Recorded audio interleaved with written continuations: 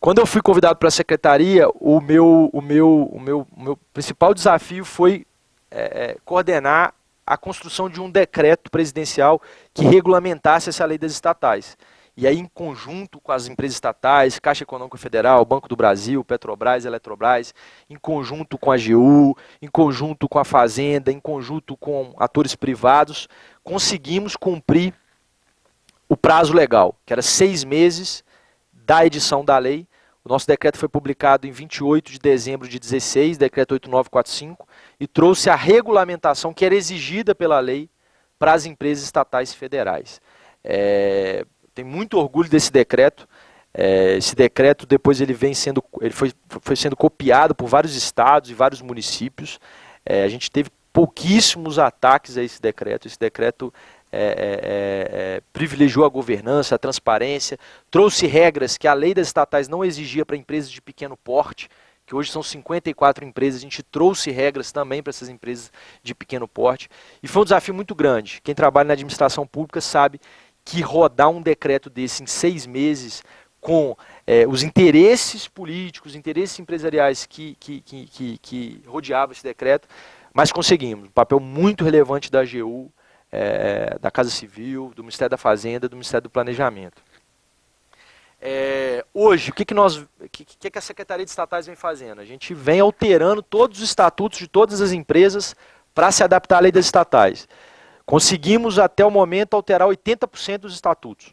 80% dos estatutos. Faltam alguns ainda, esperamos que até 30 de junho de 2018 vamos conseguir alterar todos os estatutos, mas o desafio é muito grande, tá? Porque demanda toda a governança da empresa e a governança do controlador para aprovar esses estatutos. Mas a maioria deles, de controle direto, as 48, 46 já foram alteradas. Petrobras, Caixa, Infraero, Correios, Valec, Eletrobras, todas já adaptadas à lei das estatais. Paralelo a isso, construímos alguns documentos, instrumentos, modelos para ajudar as empresas estatais a se adaptar à lei. Um estatuto padrão, carta anual, regimento interno de comitê de auditoria estatutário.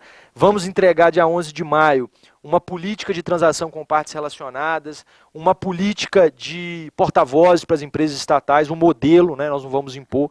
Então a gente está tentando auxiliar as empresas a cumprir a lei das estatais da forma mais eficiente possível. Mas o principal mecanismo que a gente criou, e entendo que será um mecanismo perene para a sociedade acompanhar o nível de internalização e de governança das empresas estatais, foi um indicador de governança que a gente lançou no ano passado, que é o indicador de governança da SEST, o IGCEST, que tem 45 itens, 3 dimensões, e esse instrumento, que a gente pretende que seja perene, vai servir para medir o nível de aderência das empresas estatais federais à lei das estatais. Soltamos o primeiro resultado, não foi um resultado muito bom, a nota média foi 4,02, 2 empresas tiveram 10, no caso Banco do Brasil, Petrobras, 8 empresas ficaram no nível 1 de governança, Caixa Econômica Federal, Eletrobras, Petrobras, Banco do Brasil, mas a média geral foi 4,02. Essa média coloca as empresas, se eu fosse considerar as empresas estatais como única, né? Essa nota 402 é o terceiro nível de governança. Tá? Não foi um indicador que a gente tão somente questionou as empresas se tinham ou não uma estrutura. O indicador exigia evidenciação. Evidenciação. Você tem PAINT, você tem RAINT, então me mostre o PAINT e o RAINT. Você tem remuneração variável, então me mostre.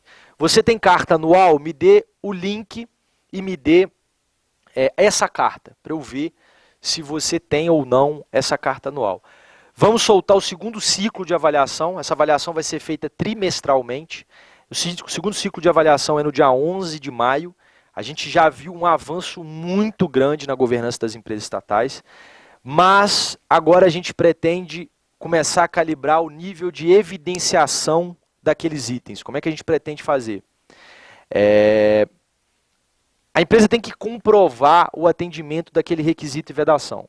E aí, no regulamento desse programa, a gente define como é a comprovação.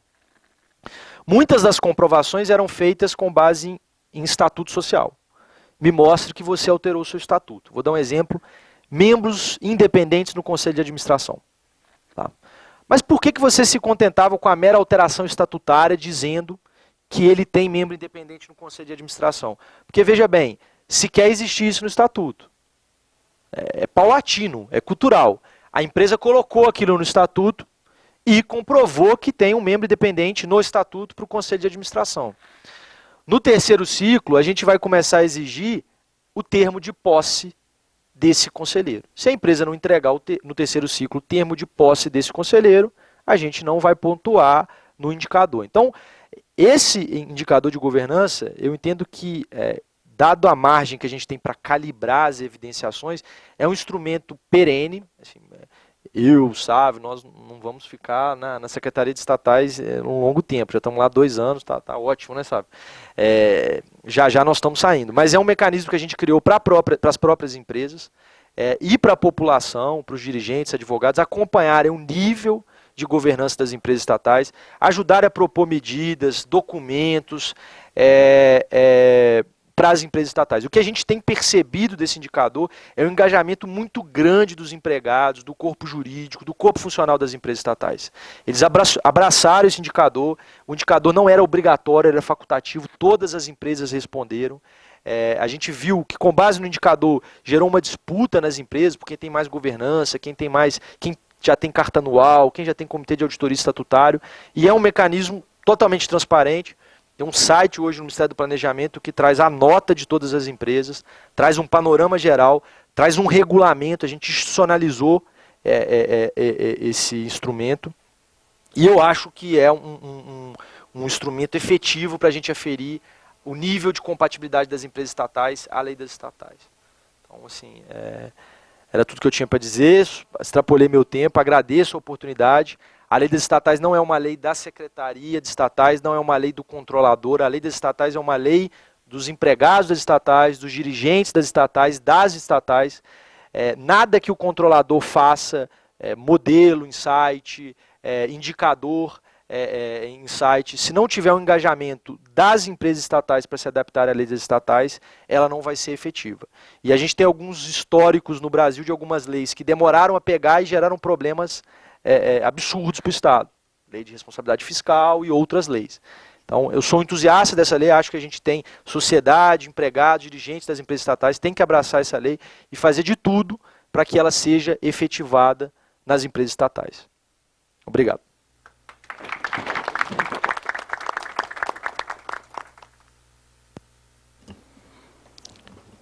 Doutor Mauro, eu sei que o tempo é curto e o senhor está numa correria, mas eu queria saber se há algum questionamento aqui dos colegas da mesa. Tá. Com a palavra o doutor Alexandre, que hoje aqui representa a diretoria do Banco do Brasil, doutor Mauro. Bom dia a todos. Primeiro, eu pedi desculpas em nome da doutora Lucinéia Possar, que é a diretora jurídica do banco. Ela deveria compor a mesa, mas, em virtude de uma agenda inesperada ontem no final do dia, ela teve que ir para São Paulo. E estou aqui representando a diretoria jurídica do Banco do Brasil. Estamos honrados em estar aqui nessa mesa com colegas tão importantes. Dr. Mauro, eu conheço há um bom tempo. Não é a primeira vez que eu assisto uma brilhante palestra. É um profundo conhecedor do direito societário. Colaborou de sobremaneira em relação à aplicação dessa lei das estatais, que de fato é uma lei que mudou a governança. A gente é testemunha, eu estou à frente da área societária do banco há 3 anos, então tive a oportunidade de discutir a lei das estatais ainda por ocasião do PLS 555 no Senado. A gente participou de audiências públicas e a gente percebeu como foi a construção dessa lei, realmente voltada para a melhoria da governança das estatais. E a pergunta que eu tenho para o Dr. Mauro é em relação ao valor de mercado das estatais. O senhor percebe que houve uma mudança, foi uma variável importante para o valor de mercado das estatais, se olhar para preço de ações, o comportamento do mercado e a própria CVM em relação às estatais? Eu acho que sim. São vários fatores, a gente não pode só dizer que foi a lei das estatais, mas se você pegar, por exemplo, o valor de mercado da Petrobras, menos de 100 bi, passou de 200 bi. nos últimos 2 anos. Claro que tem diversos fatores, dólar, barril de petróleo, mas a gente está, assim, o mercado está tendo mais clareza e transparência desses ativos. O mercado reconhece a importância desses ativos. 16% da bolsa são ativos estatais. Se a gente pegar, por exemplo, como eu disse, Bendespar tem participação em diversas empresas que nós achamos que são privadas. São privadas, de fato, mas tem uma participação pública relevante. Então, assim, a percepção do mercado foi boa na lei das estatais. Você teve uma variação de preço. BB Seguridade subiu muito, Petrobras subiu muito, mas para mim o principal fator que demonstra que o mercado abraçou também a lei das estatais, entende que ela é importante para os ativos estatais, é o programa de destaque da Bovespa.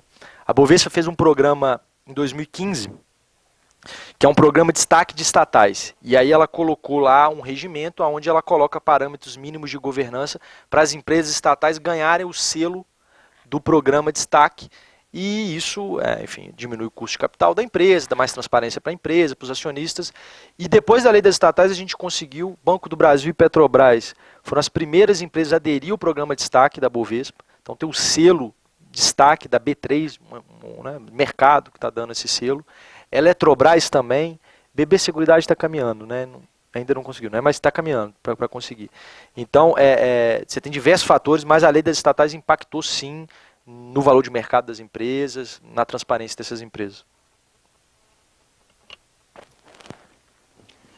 Eu gostaria de fazer um questionamento aqui, até porque eu vi a chegada aqui do colega Max, que é um dos diretores eleitos da FUNCEF e reeleito agora há pouco, né? Parabéns, Max, pela eleição. E eu, fazendo uma análise assim, no seu 6º questionamento, o senhor falou da responsabilidade do controlador. Eu acho que no 8º, falou do abuso do poder, né, de controle e da controladora. Uma coisa que é bem assim, afeta todos nós de estatais, que foi o que fizeram com nossos fundos de pensão, né? Nosso fundo de previdência. Objeto de CPI, o senhor deve ter acompanhado como membro da SEST, e evidentemente deve ter acompanhado de perto.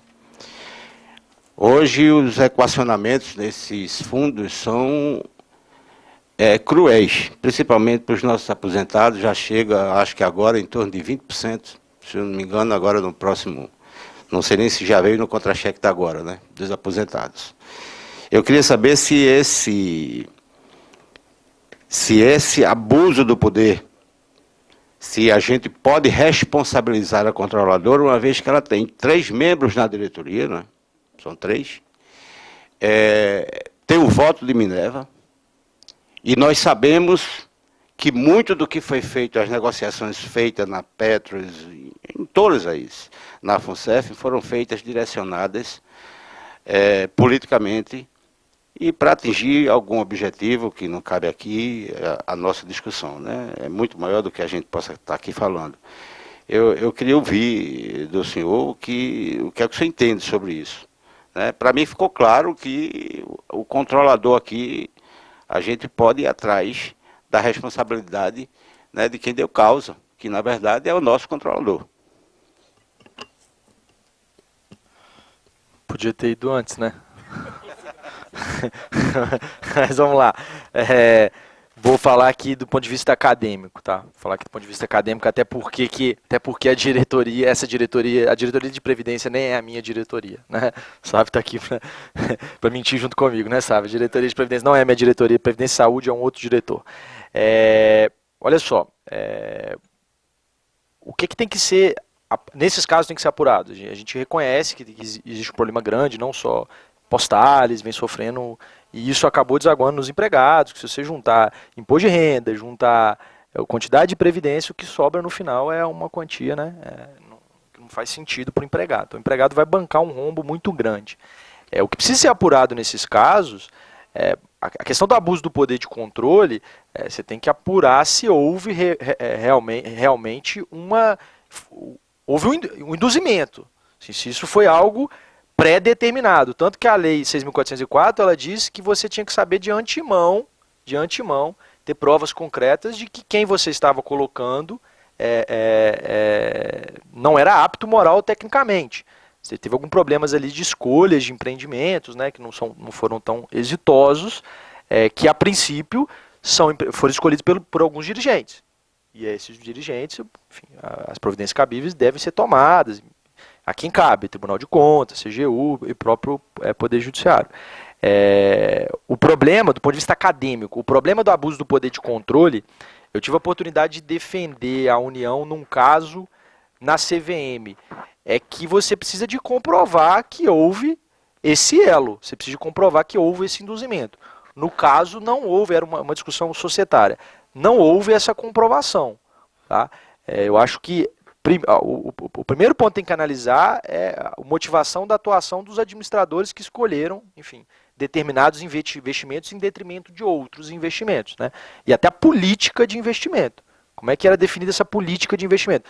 Eu analiso bem esse assunto, gosto de estudar um pouco esse assunto, porque eu sou concursado depois de 2013, então minha aposentadoria depende do fundo de pensão, que é a Funpresp. Então eu sempre estou acompanhando ali como é que está a carteira de ativos, aonde que está investindo, se é renda fixa, se está indo a mercado, se está investindo em algum projeto Greenfield. Esse monitoramento tem que ser feito contínuo por parte dos beneficiários. Não dá para também entender que os beneficiários, eu faço o aporte e vou receber a minha previdência, a minha aposentadoria daqui 30, 40 anos. É o justo. Mas a gente tem que acompanhar a política de investimento do fundo, acompanhar a carteira daquele fundo, acompanhar se aquele fundo tem teste de estresse, se aquele fundo tem todos os monitoramentos, controles internos possíveis. Então, deu uma resposta de advogado, né? Não, foi mais político do que de advogado, né? Mas a gente entende a sua posição, viu? Justiniano, é diretor da Advocef lá. Bom dia a todos. Primeiramente, gostaria de agradecer a palestra, foi muito boa, muito ilustrativa, mas eu ainda fiquei com a dúvida em algo basilar. A lei das estatais, na tua opinião, ela realmente fortalece as estatais ou ela as enfraquece? Nós hoje vivemos um mundo conturbado politicamente, mas que temos aí expostos as nossas estatais a privatizações, a leilões que são até estranhos, a mudança de significativo dessas entidades que são até seculares. Então, na tua opinião, a lei efetivamente ela traz uma proteção a que governos, independentemente de sua ideologia, fortaleçam as empresas estatais ou simplesmente não interferem nisso? Ou o que poderia fazer para melhorar e deixar essas empresas que são essenciais ao povo brasileiro permanecerem dessa forma? Meu entendimento é que a lei fortalece as empresas estatais. É óbvio que algumas empresas estatais, e aí é uma questão política de governo, estão passando por uma discussão sobre a necessidade ou não. Tá? Não acho que seja não é o caso da Caixa, não é o caso do Banco do Brasil, não é o caso da Petrobras. Isso é uma questão de governo. Por que eu entendo que fortalece as empresas estatais? Vamos pegar o exemplo da Caixa. Eu trabalhei fazendo voto na Caixa desde 2013, porque eu era da Procuradoria da Fazenda Nacional, então as matérias a serem deliberadas na Caixa era via despacho de ministro. A Caixa não tinha Assembleia Geral, o Conselho de Administração da Caixa não tinha poder para escolher, eleger e destituir dirigentes. Comitês. A Caixa, salvo engano, tinha o Comitê de Auditoria Estatutário, mas hoje tem Comitê de Risco Capital, Comitê de Remuneração, formado por empregados. Então, as estruturas que a lei das estatais trouxe para a Caixa hoje não é uma sociedade anônima, mas a Caixa tem as estruturas de eficiência e de transparência que uma sociedade anônima tem. Tá? Vamos pegar o resultado da Caixa. A Caixa teve agora o maior lucro da história dela, salvo engano, 12 bilhões de reais. Se a gente pegar a carta anual da Caixa, que para mim, do lado do BASA, são uma das melhores cartas anuais do Banco da Amazônia e da Caixa, traz ali tudo de política pública, de importância que a Caixa tem para a sociedade e para a coletividade. A Caixa e todas as empresas estatais vão ter um ônus argumentativo muito grande agora. Elas vão ter que justificar a sua criação anualmente. Mas veja, isso é bom. Isso fortalece a instituição. Então, essa transparência para a sociedade vai poder também dar clareza para a sociedade se ela é contra ou não a existência daquela empresa. À medida que a Caixa traz na sua carta anual, que não fazia antes, porque não precisava, explicar para a população por que eu sou importante no crédito imobiliário, por que eu sou importante no saneamento, por que eu sou importante no mercado de crédito, onde 80% do nosso amigo aqui pode falar melhor, mas salvo engano, 80% do crédito é concentrado em quatro instituições, né? Itaú, Bradesco, Caixa e Banco do Brasil. Imagina se eu acabo com a Caixa ou o Banco do Brasil. 3. Então a concentração do mercado de crédito fica muito maior. Então esse é um ônus argumentativo que a sociedade exige. A sociedade vai exigir. E a sociedade entendendo a importância daquela empresa, por óbvio que ela não vai entender que não vai apoiar um processo de alienação daquela empresa. Então, acho, resumindo, fortalece. Eu acho que a lei das estatais fortalece muito as instituições que querem eficiência e querem dar transparência. Bem, doutor Mauro, eu queria, em nome do Conselho Federal da Ordem dos Advogados do Brasil, agradecer a sua presença aqui, já que eu e Álvaro, ontem tivemos quase que um infarto, né? Porque quando a gente viu, o senhor estava em outras atividades, e Ricardinho ali, nosso querido ex-diretor da associação, seu amigo, né? Entrou em contato e nós conseguimos ter essa brilhante palestra de hoje. Eu acho que a sua presença aqui foi um grande marco, né, para a nossa comissão da advocacia estatal.